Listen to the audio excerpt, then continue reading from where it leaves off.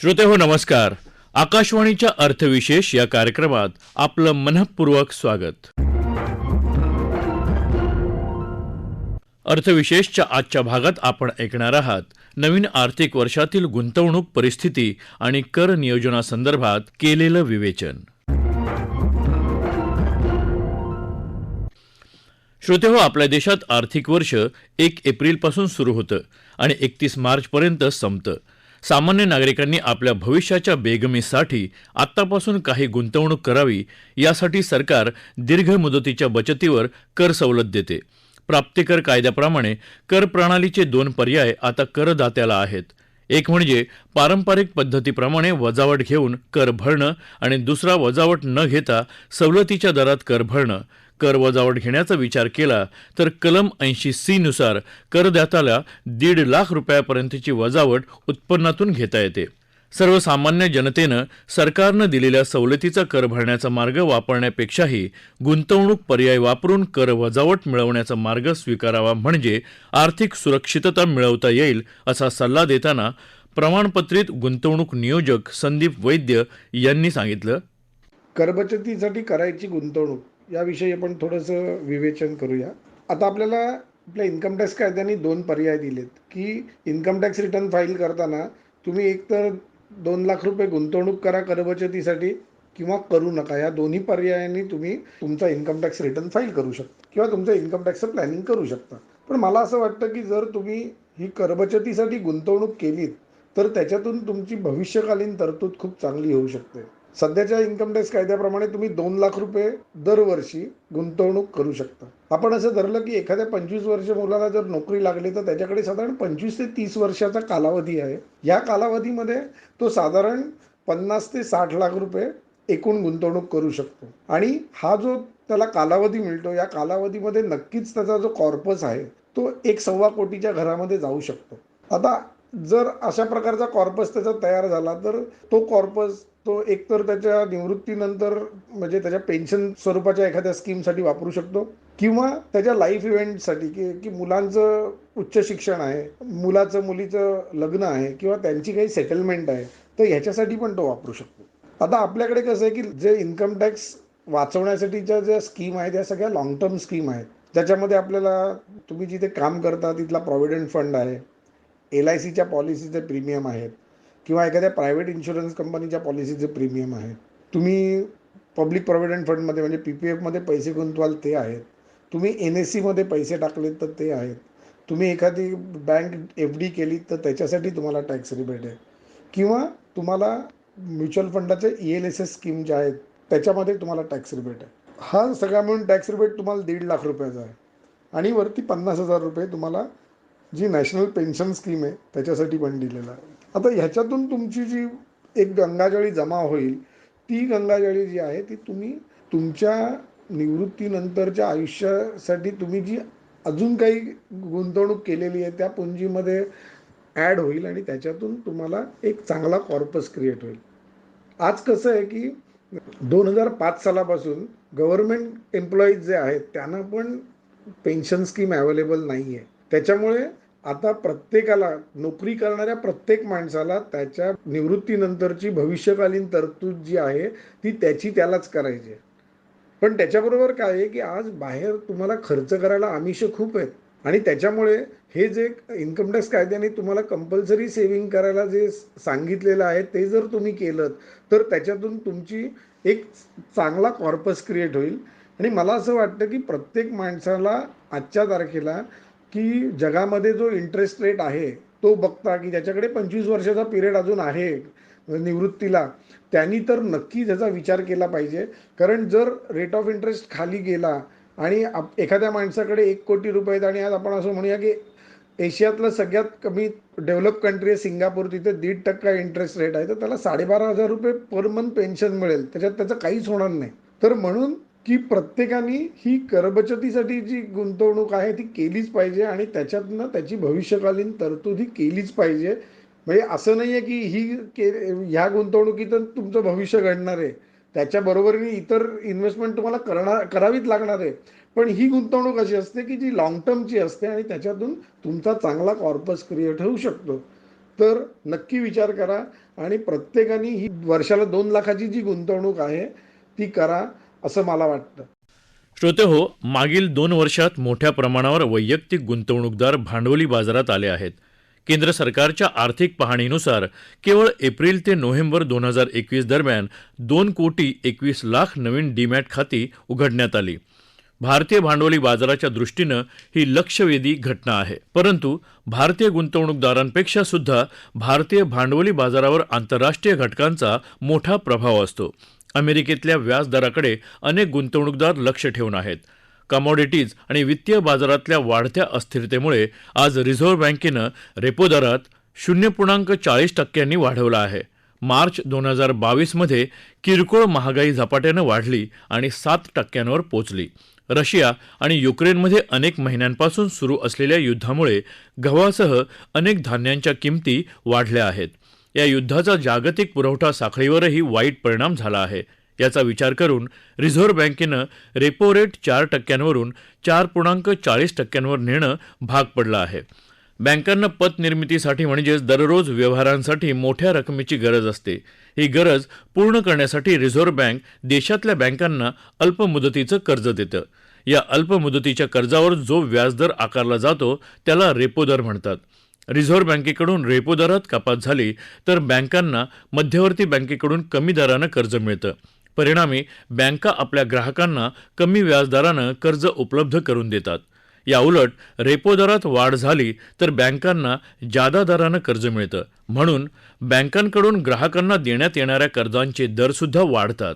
त्यामुळे मागणी नियंत्रणात येते आणि महागाईला काही प्रमाणात आळा बसतो. भारतीय भांडवली बाजारावर अशा आंतरराष्ट्रीय आणि देशांतर्गत दोन्ही घटकांचा प्रभाव पडत असतो. या घटकांचा आढावा घेताना गुंतवणूक तज्ज्ञ मुकेश चोथानी यांनी मांडलेली मतं त्यांच्याच शब्दात. अमेरिकेची FOMCची म्हणजेच फेडरल ओपन मार्केट कमिटीची मीटिंग आज रात्री अमेरिकन फेडरल रिझर्व्हचे जेरॉम पॉवेल व्याजदरात किती वाढ करतील हे नक्की करणार आहेत. 50 पैसे सगळ्यांना माहिती आहे की 50.50 बेसिस पॉईंट शक्यता वाटते, परंतु 0.50 का 0.75 हे आज रात्री नक्की होईल. पण 0.5च्या पुढे जर व्याजदर वाढले तर मात्र बाजाराला ते नकारात्मक असेल. अमेरिकेची अर्थव्यवस्था मंदी सदृश्य का मंदी हे चित्र अजून स्पष्ट झालेले नाही. निरंतर उच्च महागाई आणि उच्च अर्थव्यवस्थेसह देशाच्या अर्थव्यवस्थेतील स्थिर मागणी, मंद गतीने चालणारी आर्थिक वाढ व उच्च बेरोजगारीचा कालावधी आणि चलनवाढ यामुळे अर्थव्यवस्था स्टॅगफ्लेशनच्या मार्गावर जाते का हे बघणे फार महत्त्वाचे ठरेल. चीनमध्ये लॉकडाऊन असल्यामुळे कच्च्या तेलांच्या किमती वाढल्या आहेत. रशिया युक्रेन युद्ध कोणत्या स्तराला जाईल हे अजून क्लिअर होत नाहीये. नाटो देशांचा रशियावर बहिष्कार आणि वाढीव कच्च्या तेलांच्या किमती अमेरिकेला निश्चितच फायदेशीर आहेत. सध्या कच्च्या तेलांच्या किमती आंतरराष्ट्रीय बाजारात $160 प्रति बॅरल आहेत. अमेरिकेत 10 वर्षाचे व्याजदर, ज्याला आपण 10 वर्षाचा G-Sec म्हणतो, हा दर सध्या 2.97 वरून 3.20 झाला आहे. भारतात तो 10 वर्षाचा G-Secचा दर सकाळी 7.10 होता. तो आज दुपारी 2 वाजता RBIचे गव्हर्नर शक्तिकांता दास यांच्या घोषणेनंतर, व्याजदर वाढीच्या घोषणेनंतर 7.39 झाला आहे. अमेरिकेच्या व्याजदर वाढीच्या घोषणेपूर्वीच RBIच्या गव्हर्नर शक्तिकांता दास यांनी काळाची पावले ओळखून महागाईला आळा घालण्यासाठी रेपो रेटमध्ये 40 पैशांची वाढ करून 4% ऐवजी 4.40% केले. CRR 25 पैशाने वाढून 4.50 ऐवजी 25 पैशाने वाढून 4.50 केले. परिणामतः 87,000 कोटी चलन फुगवटा कमी होईल. SDF 3.75 वरून 4.15 आणि MSFचा दर 4.25 वरून 4.65 केला. यामुळे बॉन्ड यील्ड वाढेल, परंतु इक्विटीवर प्रेशर नक्की येईल. कोविडपूर्वी 27 मार्च 2000ला अशीच सरप्राईज घोषणा गव्हर्नर शक्तिकांता दास यांनी केली होती आणि रेट कट केले होते. आणि त्यानंतर आत्ता अशी सरप्राईज घोषणा करून त्यांनी रेट हाईक केले आहे.